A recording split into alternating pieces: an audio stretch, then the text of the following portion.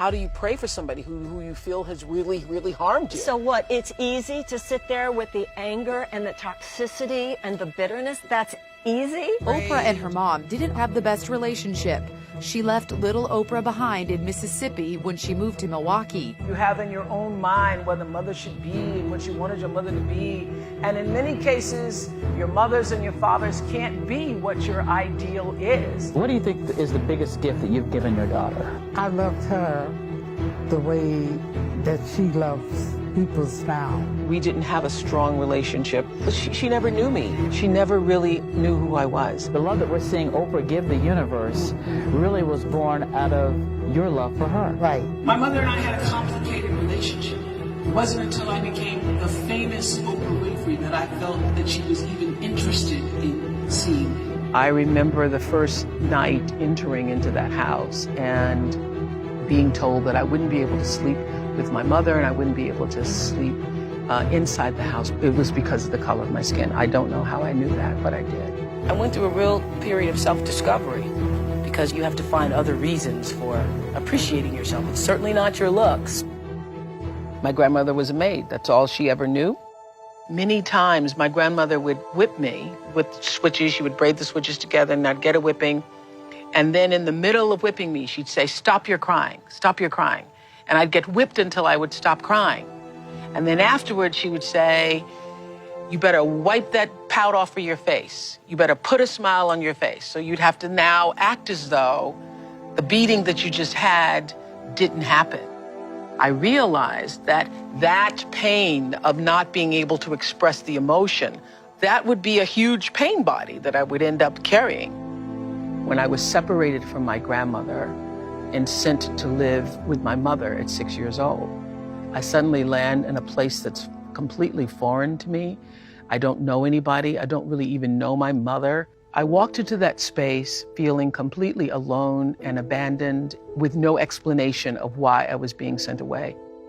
I remember the first night entering into that house and being told that I wouldn't be able to sleep with my mother and I wouldn't be able to sleep inside the house, but there was a little foyer porch before you actually got inside the house.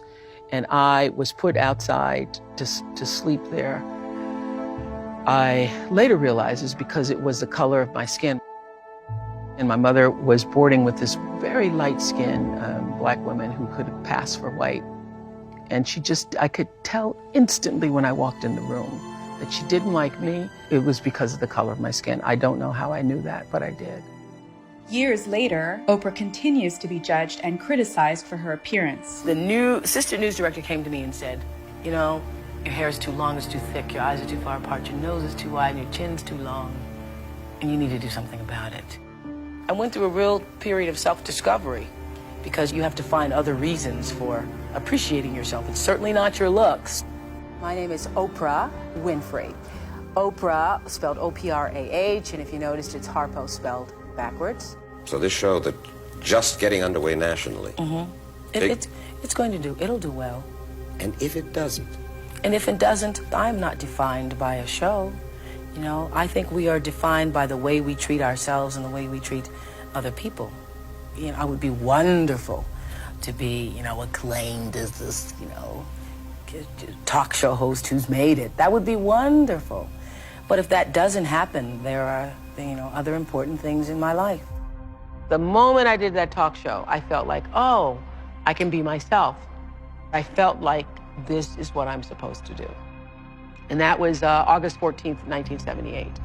And that was the beginning of fulfilling the calling. My mother and I had a complicated relationship.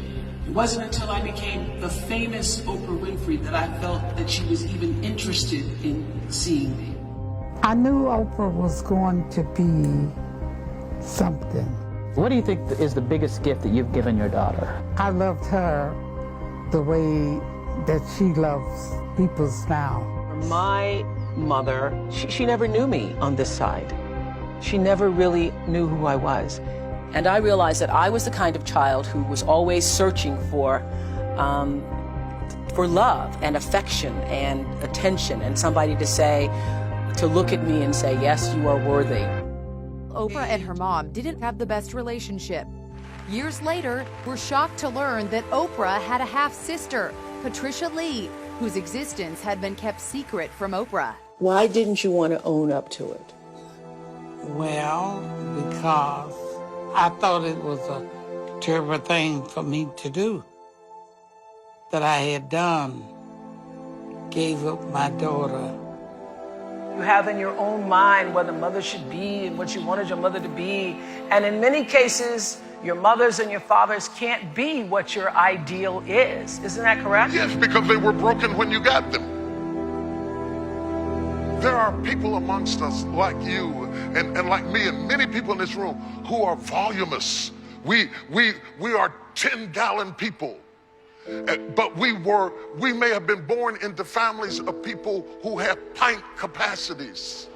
When you are a 10-gallon person and you want love, you want it on a 10-gallon level. But a pint person, they could be giving you all that they have, sincerely giving you everything, but it doesn't fill you up because you're bigger than that. But you must realize some people, that's all they got. 5 years later, Oprah is forced to confront her mother. My mother was dying. I got a call from my sister that she thought it was the end. So I hopped on a plane and I surprised my mother.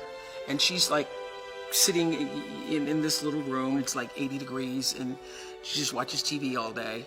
I sat with my mother and I said, I don't know if you're gonna make it. Do you think you're gonna make it? And she said, I don't think I am. And I had a conversation with her about what that felt like. I started telling all the people who cared about her, if you want to say goodbye, you should come and say goodbye. And then I left, and I left knowing that that was going to be the last time. The next day, I had a bunch of meetings in California, and I canceled all of those meetings, and I went back to Milwaukee because I felt like I had not closed it. I wanted to make sure that I said everything I wanted to say. So I went back, and I waited for a way to say what I wanted to say. And I was praying for a way in, and I just walked in with my iPhone, and something said, voice said, play some music. So I started playing some music, and I could see that it opened her a little bit, because my mother's been a very closed down person. And I could see that the music gave me an opening to say what I needed to say. And what I said was, thank you. As a young girl, having a baby, no education, 17, you get pregnant with this baby. Lots of people would have told you to give that baby away, and you didn't do that.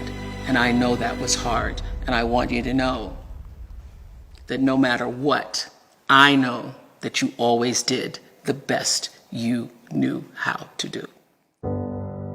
I thank you for being the mother that you knew how to be, even though many times it wasn't what I thought I needed. And I want you to know I bless you and I give you peace, and I want you to go in peace and to know I love you. I would say to anybody, say the things that you need to say while the people are still alive, so that you are not one of those people living with regret about what you should have said. Forgiveness is giving up the hope that the past could be any different. You think forgiving means accepting what has happened to you. Well, it is accepting that it has happened to you. Not accepting that it was okay for it to happen. It is accepting that it has happened. When I got that, I think it took me to the next level of being a better person, because I don't hold grudges for anything or any situation, and neither should you. It's letting go so that the past does not hold you prisoner. Forgiveness is like medicine that can heal your pain, it can bring you peace, and ultimately, this is what we want for all of you, to be free. To be free. If I had held on to all the things that happened to me in my childhood and in my life, I wouldn't be standing here today. We were taught to think that it is powerful to hold people hostage with what they did wrong, that that's your power, that's how you get back. No, I didn't forget it, and I'm strong, and I'm tough. But it takes more strength to forgive than it does to be vengeful and angry. Forgiveness does not exonerate the perpetrator. It does not justify their behavior. Forgiveness is a gift you give yourself.